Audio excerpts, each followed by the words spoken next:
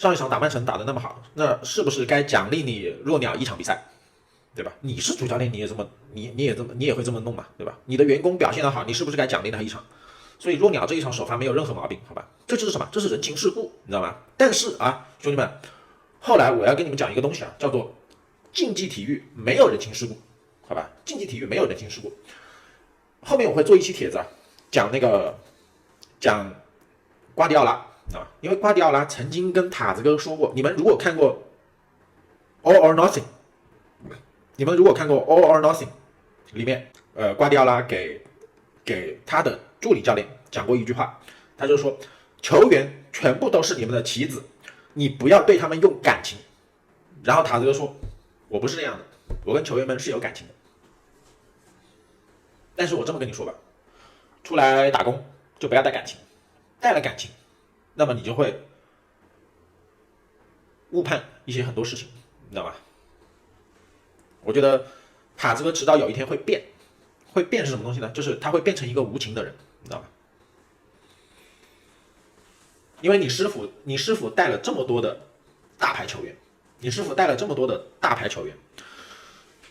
他告诉你这件事情，这个是什么？这个是内功心法，你知道吗？这是战术之外的一个内功心法，就是竞技体育没有人情世故，只有菜与不菜。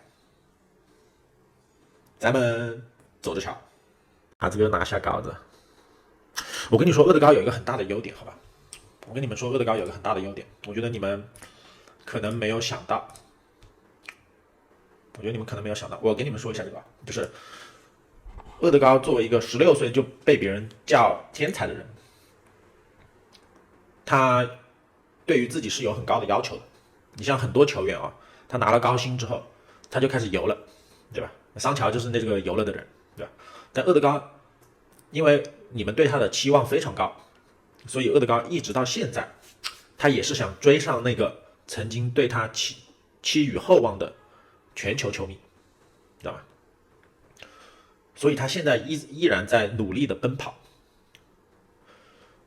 他对胜负欲是很强的，兄弟们，你不要忘记这一点。厄德高对胜负欲的要求是非常高的。那么对于胜负欲不高的人，我相信兄弟们心里面有答案，你信不信？来，兄弟们，阿森纳的主力阵容里面对胜负欲最不高的人，兄弟们把那个人的名字打在公屏上，你信不信？大家都是打的同一个人。哎，兄弟们，